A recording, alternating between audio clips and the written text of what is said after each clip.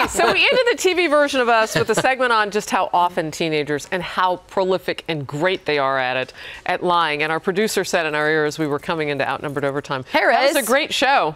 I'm really not lying. That's good to hear.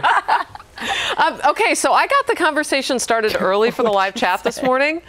And I personally invited a few people who had some good comments because I put some new Quinnipiac and Fox News polling out that showed Donald Trump still atop the leaderboard with 25% to 26% on, depending on which poll you looked at that I tweeted out. And then you had Ben Carson, Carly Fiorina, the outsiders. And I wanted to have a conversation about what an outsider really means. So people were getting back. So I'm going to sign on to the live chat right now. But what do you think it really means? Peter, what do you think? You know, they're not elected officials. Carly Fiorina wanted to be an elected official. She lost. So what we have is citizen statesmen and stateswomen who want to give their service to government. So the notion that Donald Trump is a billionaire wanted to do it, that was somewhat alien, although we know in New York, Michael Bloomberg did a very good job as mayor, as a billionaire. The notion that a high-powered executive wanted to do it, we didn't quite understand that. Now Carly Fiorina wants to do it. Now we have a neurosurgeon, an African-American neurosurgeon who wants to do it. And people say, God, this is a man of incredible erudition, smart guy, reserved, reasonable, calm, great president. So I think that's where people are. They're angry. They're PO'd. They're sick of everything else. And see, let's start and try again with something new, I think. So I think what's interesting that I've seen this week, especially since Scott Walker got out, I know a lot of Walker fans, as you can imagine, being from Wisconsin. And I would say it's about evenly split between Marco Rubio, like where that support's going, about 50% for Marco, 50% for Carly. And I would say the women are skewing much, conservative Republican women I know are skewing much more towards Carly. So it'd be interesting to see where all his donors and his support goes. It's interesting. You know, I watched the 1 hour interview that our own Brett Baer did with Marco Rubio, and I like a lot of things that Rubio says, but I have to tell you, to me, it seemed like a 1 hour commercial for war, going to war with the world. I mean, that's how I took it, and I think that is also hitting a certain portion of the Republican Party that's saying, like, oh, I mean, it's sort of that Lindsey Graham mentality, and I don't agree with that. All right, I want to let everybody know real quickly. I think a lot of the base is for there. some reason, I think they did more not than the base open is there today. So we have country. 1,500 people waiting to get in. Can we fix that quickly? Sorry, Andrea. 1,500 people banging down the door of Outnumbered Overtime. And we, for some reason, decided not to activate it today. Oh, boy. Oh, what happened there? Anyway. Let's channel them. Let's see. You know what I'm also wondering?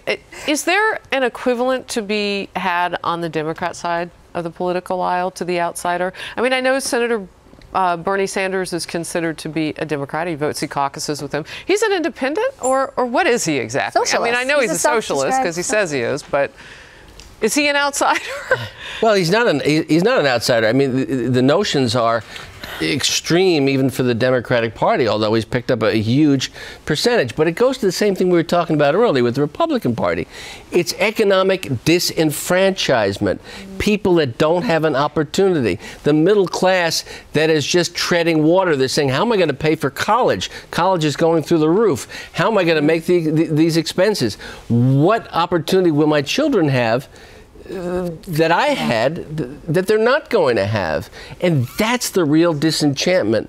And so when you have a socialist or a communist or an independent or whatever he wants to call himself, and he's saying we need paid vacation days, we need paid sick leave as a matter of federal law, that is engaging people on the left and the right who are working for a living. So Peter, I wonder if you're suggesting that this isn't so much anger at the establishment, anger, people upset and angry and frustrated with their government for why they like Donald Trump. But is somebody like Donald Trump maybe is giving off the impression that everybody around him is gainfully employed. He's been employed. He's become a billionaire. He's been successful, and people, and it all goes back to the economy and jobs, and people want that for I think some America. folks look at Donald Trump and say he has a lot in common with me, even though he's a billionaire, even though he inherited $300 or $400 million when his father passed away. He's got the sensibilities of a regular person.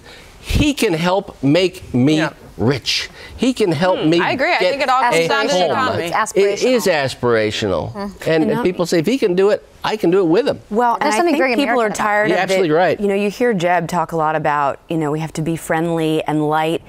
And Peter, your point about the middle class being really ticked off and angry is a good one. People are.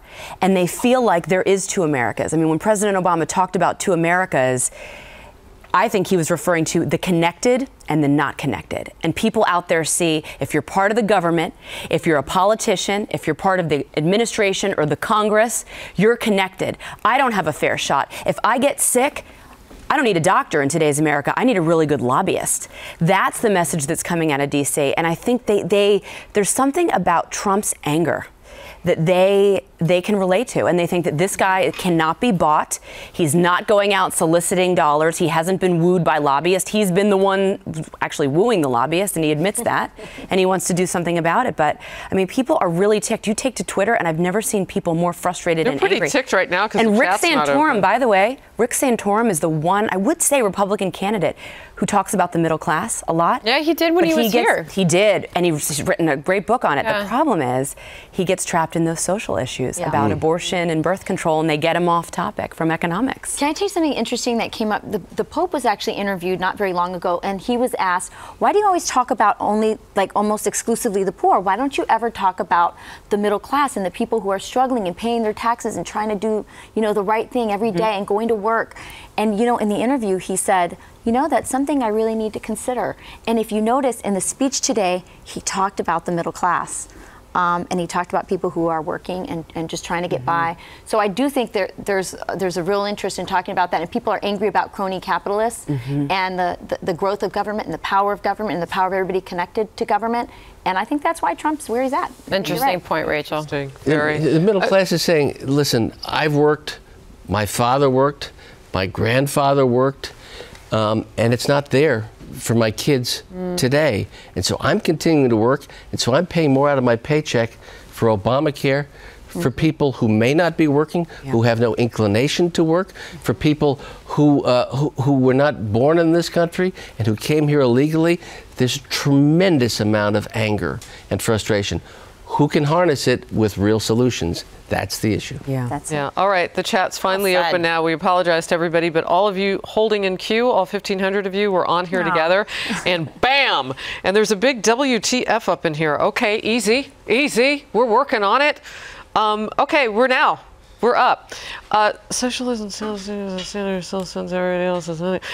Estenard says, wow, we haven't heard from Estenard in a while. I wonder if he or she has been on vacation. Welcome back. I love that. I feel like I do know that. Socialism sounds great till Sanders spends everybody else's money. That's why he's popular. His popular history kind of speaks to that. What do you think about that? I mean, sure, yeah, it has a cost. I mean, I think the Wall Street Journal and others have done a takedown of what all his proposals were going to cost. It's trillions of dollars. It's not doable. You'd bust the country 50,000 times over before you could get it done. It's pie in the sky. I mean, Huey Long did it in America, and so there's a fever for that though in this country because people are so desperate they'll accept any promise that is made, any aspirational kind of statement that people say they want to hold on to it because they have no other life raft other than that because Washington has left them for dead. Dead. Well, with broken promises for years and years and years. For dead. Broken system. Don't care. People also, you know, one of the things that I see over and over, I don't know if you guys see this in your social media, but people feel like they don't have a voice. I mean, that's one thing that social media, and I know it can get a little filled with acrimony, but people do feel like they're pent up with stuff to say because they just don't feel like they have a bold voice. And they have to wait every 4 years, and then they still don't feel like they're listened to because people don't keep their promises. But isn't that why they like shows like this? I mean, I think one of the things that I get back is thank you for saying that for me, or thank you for, I'm sure you guys get that all the time where people feel like when you say something that they were thinking, they're excited that there's somebody saying it too. And so it's sort of that feeling of having your voice amplified. Question for you, Andrea. J. Cole 3 wants to know, Andrea, who do you think will be out of the GOP race? Well, he doesn't specify, just out of the race next. Well, let's see, the lowest in the polls right now. Pataki. Yeah, I mean, I don't know. I didn't know he was still really in the race. It takes money to be in the race. I like George Pataki. Yeah, I mean, as a serious contender, he hasn't done well. I like him though. Lindsey Graham. perhaps. I mean, he'll probably hang on for a long time, but you know, there's just look to that first debate for the next one, I think. When is the next debate? A couple weeks. Yeah. Well, the first Democratic debate is October 13th, and the next GOP, I think, is the 28th of next month. I think that's right. We have got to go, but thank you for joining us. We'll see you back here tomorrow on the TV version of us. Have a great day, everyone. Bye.